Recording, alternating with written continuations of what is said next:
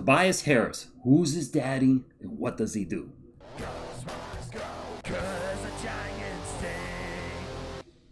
What is up, San Antonio Spurs fans? Welcome to TSR Sports.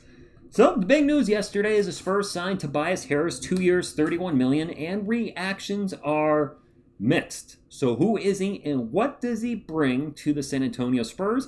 And what does it mean with the rotations moving forward? Well, first, let's get to who he is. 6'7" and 3/4", so about 6'8", 226 pounds, power forward. That was mentored by George Gervin, by the way. Drafted by the Charlotte Bobcats. Who? You guys remember the Charlotte Bobcats? 19th overall in 2011. He has played for the Milwaukee Bucks, Orlando Magic, Detroit Pistons, LA Clippers, Philadelphia 76ers, the Detroit Pistons again, and now our San Antonio Spurs. So he is a bit of a journeyman.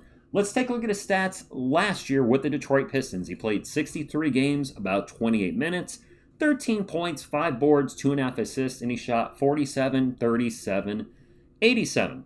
Now, I've seen many of you call him a playoff choker, and looking around the internet, I've seen that label attached to him as well. So let's take a look at his stats in the playoffs.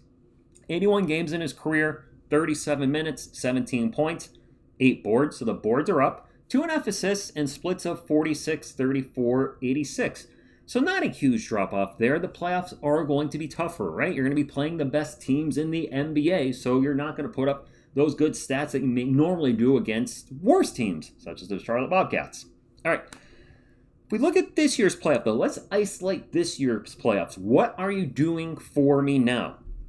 These first stats are against the Orlando Magic. And in 7 games, I'd say he was pretty darn good, averaging 21 points, 8 rebounds on splits of 46, 29. All right, the three-point efficiency wasn't there, 79. And he had a big game 7 against Orlando. 30 points on 11 of 18, including 5 of 7 from 3. So he stepped up when the team needed him most. Great. Okay. Against the Cleveland Cavaliers, you're going to see 2 different Tobys. This is games 1 through 3. 21 points, 7 boards on ridiculous splits of 50, 46, 87. Wow. Doesn't look like a playoff choker to me, does it? Well, games 4, 5, 6, 7 were different. His production dropped to 10 points a game, and he shot 29, 19, and 90. So still hitting his free throws. But this does include an 0 for 6 game 7. The good news is, Spurs fans, on our team, whatever lineup he's in, he'll be the 4th best option probably at best. There's not going to be pressure for him. He won't be the second option like he was in some of those playoff series I just talked about. So that should help. Now, in regards to the lineups, should he be starting? I see a lot of people saying he's going to be in the starting lineup immediately, so I made up some mock lineups, and I do wonder if this is going to be a Chris Paul situation where a player like him signed and they say, hey, if you're coming to our team, you will start day 1. Let's take a look. By the way, Harrison Barnes won't be on any of these projected lineup depth charts because I don't know what his role is going to be next season, and I still do have Dylan Harper as a backup. I think he is still going to come off the bench and make a legit run at 6th man of the year.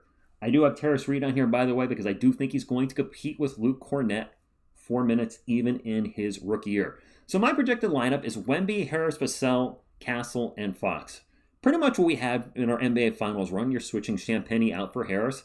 This does appear to give us more depth. You're going to have a year 2 returning Carter Bryant, a year 2 Dylan Harper. Castle should improve in year 3, so our really young guys should be improving. Again, Terrace Reed Jr., I think he's going to compete for minutes. All right, so we have a little bit more depth here. What if we change things up? I know that, the ain't broke, don't fix it type mentality. What if we go with the starters from last year? Wemby, Champagnie, Vassell, Castle, Fox, and put Harris to the bench. He is going to be, 34, 35 next season? 35, I think 34, same age as Harrison Barnes, correct me if I'm wrong. So what if we go with that? Or, what if Harris is a starter and we really change things up? You might be like, wait, what do you mean really change things up? The last idea I have on the roster starting lineup rotation. You have Wemby, Harris, Champagnie, Castle, Fox. This gives us a little more size than we've had in the past. Moving Champagnie from the 4 to the 3. So he's 6'7". So you have now 6'7" guy is a small forward instead of Devin Vassell, who was 6'5". Moving Vassell to the bench, though, gives us another bucket getter on the bench. Dylan Harper, of course, would be the other one. Keldon, depending on the day, of course, not so much in the playoffs this season, or I guess last season now, but I kind of like this as well. A little bit more size, and if we need a bucket, Vassell or Harper can be those guys as well. In the end, who the heck knows what's going to happen with the rotations? I know some people are going to say, hey, what about Stephon Castle to the bench, TSR?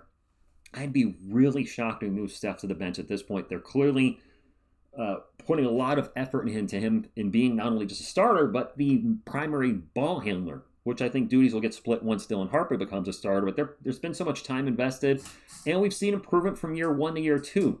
And if he keeps improving like he has been, including jumping up about 5% from 3 each year, if he can be a 37-38% shooter for the whole year and just not good in the second half of the season, Castle's going to be a beast for us. He does obviously need to work on the turnovers. I'm not naive to that.